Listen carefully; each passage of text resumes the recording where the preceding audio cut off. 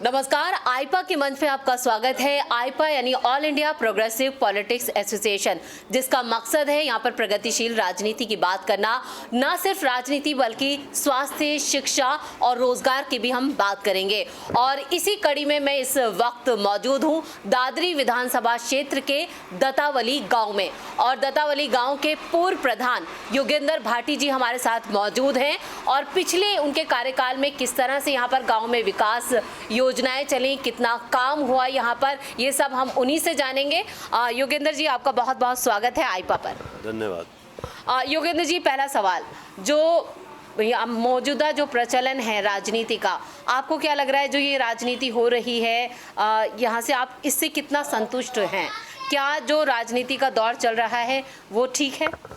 हाँ, बिल्कुल सही है। हर आदमी को उसकी ज़रूरत के हिसाब से उसके मान सम्मान भी मिल रहा है और उनकी योजनाओं का लाभ भी मिल रहा है। जी योगेंद्र जी, आप यहाँ पर इस बार आप नहीं हार गए, आपने कहा कि, लेकिन पिछले आपकी जो प्रधानी रही है, पिछले 35 सालों से आपका पूरा परिवार प्रधानी करता है। आपने कहा कि आपके गांव को यहाँ पर इनाम भी दिया गया, डीएम आए, खुद उन्होंने 8 लाख का आपका यहाँ पर जो स्कूल देखा, स्कूल व्यवस्था अच्छी है। तो और ऐसे काम आपने जो कराए हों आपके, जिससे आपसे गाँव वाले आपसे ज़्यादा खुश रहे?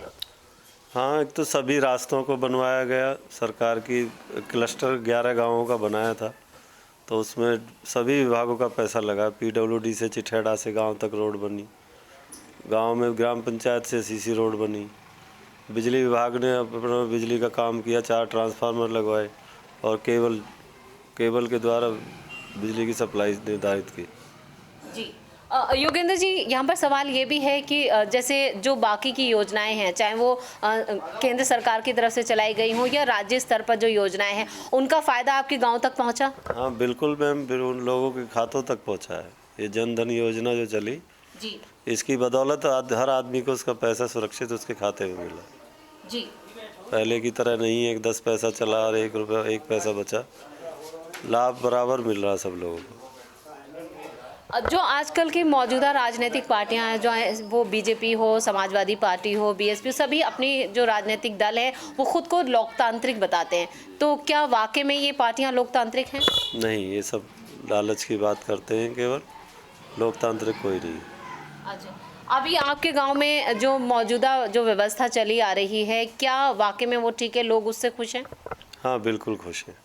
तो अभी ऐसे कौन से काम होने बाकी हैं जिन्हें आपको लगता है कि यहाँ पर और होने चाहिए? क्योंकि आपका जो यहाँ गांव दतावली गांव है, वार्ड नंबर ये 351 और 352 के अंतर्गत आता है। आपके गांव की आबादी जो है वो 1900, जो मतदाता हैं वो 1900 के करीब हैं, उसमें महिलाएं और पुरुष दोनों शामिल हैं। लेकिन इस पूरी आबादी में यहाँ पर हम देखते हैं सिर्फ एक स्कूल मौजूद है, ऐसा क्यों? दरअसल में सरकारी स्कूल में पहले सुविधाएं नहीं मिलती थी। आज सरकार की तरफ से खाना, बैग, किताब, सारी फैसिलिटी है, स्कूल में टीचर अच्छे हैं, तो अब सुविधाएं जैसे जैसे मिलनी शुरू हो गई हैं उसी हिसाब से बच्चों की संख्या बढ़ती जा रही है।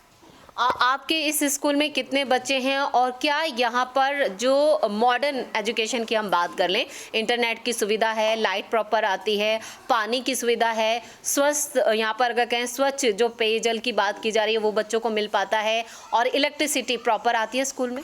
बिल्कुल प्रॉपर आती है। स्कूल में नेटवर्क की भी सुविधा है और स्मार्ट क्लासेस बनी हुई हैं। 5 लाख कंप्यूटर लगे हुए हैं, खेल का मैदान है, झूले हैं, सारी सुविधाएं, पेयजल के लिए वाटर आरओ कूलर है, तो सब प्रॉपर सब चीज़ें मिल रही हैं। और अगर यहाँ पर हेल्थ कम्युनिटी सेंटर की बात की जाए, जो सामुदायिक स्वास्थ्य केंद्र होते हैं, वो हैं आपके स्कूल, आपके गांव में? नहीं मैम, वो ज़मीन का इशू है थोड़ा सा। बुलंदशहर विकास प्राधिकरण के नाम हो गई ज़मीन, तो उसकी वजह से कई प्रोजेक्ट रह गए। पानी की टंकी स्कूल में बनवाना पड़ेगा, स्कूल वाले तैयार होते नहीं। योगेंद्र जी, किसानों का आंदोलन काफ़ी लंबा चला। आपका खुद यहाँ पर जो कहें कि जो ज़्यादा पैदावार है वो गेहूँ, ज्वार, जो अनाज है वो ज़्यादा आपके गांव में पैदा किया है, तो आपको वहाँ पर किसानों को किस तरह की कोई दिक्कतें, कोई समस्याएं हुई आपके गांव में? इस आंदोलन से जुड़े आपके गाँव के किसान? नहीं मैम, हमारे यहाँ कोई आंदोलन में नहीं जुड़ा। सब अपने मेहनत कर रहे हैं खेतों में और उनको प्रॉपर हर चीज़ का लाभ मिल रहा है। तो जितनी योजनाएं किसानों के लिए चलाई गई, जैसे खुद यहाँ पर बीजेपी ने अपना संकल्प पत्र था, उसमें पहले जो घोषणा की गई थी वो ये कि किसानों की आय दुगनी हो जाएगी। क्या वाकई में किसानों की आय दुगनी हुई? नहीं मैम, आय तो इतनी जल्दी नहीं होती, क्योंकि प्राकृतिक खेती हम करते चले आ रहे हैं। जैसे ही खेती का ट्रेंड चेंज होगा तो हम लोग आगे बढ़ेंगे, निश्चिंत ही दोगुनी आय होगी। तो महिलाओं के लिए यहाँ पर किस तरह की आपने सुविधाएं दी गई? आपके इन 5 सालों में किस तरह के और कार्य किए गए जो विकास कर रहे हैं? महिलाओं के लिए शौचालय की सबसे बड़ी समस्या होती है ग्रामीण एरिया में, वो सब कंप्लीट किए गए। उज्ज्वला योजना के तहत सबको गैस कनेक्शन मिले और बिजली की सुविधा भी हर घर तक पहुंची है। तो बिजली आती है आपके यहाँ पर प्रॉपर आती है बिजली। कितने घंटे? 18 घंटे। 18 घंटे आपके यहाँ पर बिजली आती है, आप खुश हैं इससे? अगर यहाँ पर सफाई की बात की जाए तो प्रॉपर आपके गांव में सफाई है, सड़कें बनी हैं, और जो स्वास्थ्य सुविधाएं मिलनी चाहिए जिन योजनाओं के तहत, चाहे वो केंद्र सरकार की तरफ हो या राज्य स्तर पर, वो आपको उन योजनाओं का लाभ मिला? मेडिकल फैसिलिटीज़ का लाभ नहीं मिल पा रहा गांव में केवल, और एक स्वच्छ पेयजल। क्यों नहीं मिल पा रहा है? ज़मीन का इशू है, ज़मीन नहीं है हमारे पास जहां हम बना सके। तो ये आपने इसके लिए शिकायत की या इसके लिए रिटर्न में कोई एप्लीकेशन? हाँ बिल्कुल, लिखित में शिकायत दी है, कई बार दी है, लेकिन वो बुलंदशहर के नाम है प्राधिकरण के। अच्छा। हम ग्रेटर नोएडा में आ रहे हैं तो उसकी वजह से नहीं हो पा रहा। जो मौजूदा सरकार है, आप उससे खुश हैं? हाँ बिल्कुल खुश हैं, हर आदमी को उसकी योजना के अनुसार लाभ मिल रहा है। 2022 विधानसभा चुनाव बिल्कुल नज़दीक हैं, ऐसे में आप मौजूदा सरकार के लिए आपके गांव में वोट डाले जाएंगे या बदलाव के लिए? नहीं, मौजूदा सरकार के लिए ही वोट डाला जाएगा। तो योगी जी से आप खुश? हाँ बिल्कुल खुश हैं, हमारा तो गांव का प्रोग्राम भी लग गया था उनका। आपके जो जनप्रतिनिधि हैं यहाँ पर, अगर विधायक की बात की जाए तो उनसे आपको किसी तरह की शिकायतें या कोई समस्याएं उनसे, या वो किस तरह से आपके गांव में आते हैं, किस तरह के दौरे उनके रहे, लोगों से यहाँ पर गांव में उनका किस तरह का रहा कि वो आए और उनकी कनेक्टिविटी लोगों के साथ रही? विधायक जी का बहुत सॉफ्ट कॉर्नर है और वो हमारे गाँव के लिए तो हमेशा तैयार रहे। कम्युनिटी सेंटर बनाने के लिए भी कहा, हॉस्पिटल के लिए भी कहा, लेकिन ज़मीन ना होने के कारण नहीं बना पाए। जी, यहाँ पे आपने कहा कि हमने कब्रिस्तान हो चाहे शमशान घाट हो, उनके लिए भी आपने काफ़ी कार्य किए, तो किस तरह के कार्य किए गए आपकी तरफ से? बाउंड्री वॉल बनवाई कब्रिस्तान की, शमशान का काम शिव नाडर यूनिवर्सिटी करा रही है, और स्कूल में तो टाइल्स वगैरह, बच्चों की सुविधा, सारी फैसिलिटी सरकार की मिली है। लेकिन आप यहाँ पर देखिए, ये जो युवा हैं, सबसे बड़ी जो इस बार मुद्दा जो इशू इलेक्शंस का बन रहा है चुनावों में, वो है बेरोजगारी। तो आपके गांव में इसको लेकर क्या रिएक्शन है, वो कितना बड़ा मुद्दा? बेरोजगारी तो लॉकडाउन की वजह से भी है, बीमारी ने सब कुछ बंद कर दिया। बाकी कर रहे हैं गांव में तो लोग खेती बाड़ी से अपना गुजारा कर ही रहे हैं। जो पढ़ा लिखा युवा है वो अपनी तैयारी कर रहा है गवर्नमेंट प्रैक्टिस के लिए। अच्छा, तो वो सरकारी नौकरियों का लाभ आपके गांव तक पहुंचे? हाँ बिल्कुल पहुंचा है, 4-5 बच्चे हमारे सेलेक्ट हुए हैं, पुलिस में हैं और डिफेंस में भी हैं।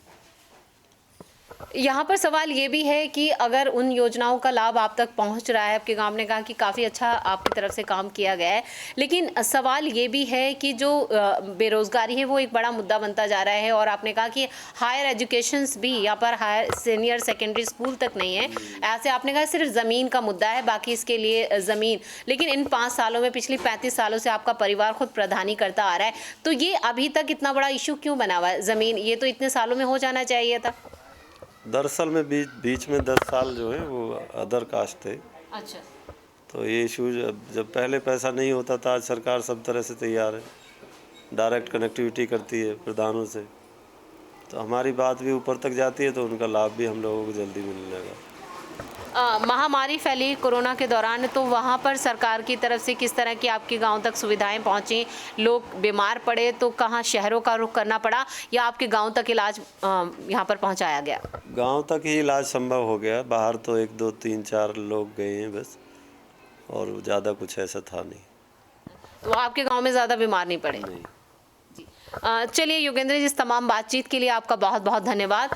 तो ये थे योगेंद्र भाटी, पूर्व प्रधान रहे हैं दत्तावली गांव का। इनका साफ तौर पर कहना है कि चाहे केंद्र सरकार की तरफ से जो योजनाएं चलाई गई या राज्य स्तर पर जो योजनाएं चलाई गई, उन योजनाओं का लाभ उनके गांव तक पहुंचा है और जो मौजूदा जो व्यवस्था है, जो सरकारी व्यवस्था, उससे भी वो काफी खुश नजर आ रहे हैं। बात रही किसानों की, क्योंकि यहाँ पर बड़ी आबादी जो है वो खेती पर निर्भर है और यहाँ पर खेती से ही अपना गुजारा किया जाता है। एक संपन्न गांव के तौर पर वो इसे बता रहे हैं और जो समस्याएं हैं वो जमीन की समस्या जरूर है, जिसकी वजह से यहाँ पर बड़े अस्पताल नहीं बन पाए हैं, बड़े स्कूलों का निर्माण नहीं हो पाया है। लेकिन जो लोकल, जो स्थानीय मुद्दे हैं, चाहे वो स्वास्थ्य का हो, शिक्षा का हो, रोजगार का हो, उनका लाभ इस गांव तक पहुंचा है और मौजूदा सरकार से ये काफी खुश भी नजर आते हैं। तो मुझे दीजिए इजाजत और आप देखते रहिए आईपा और हमारे इस चैनल को ज्यादा से ज्यादा सब्सक्राइब करें, साथ ही साथ इस चैनल को शेयर करना ना भूलें। नमस्कार।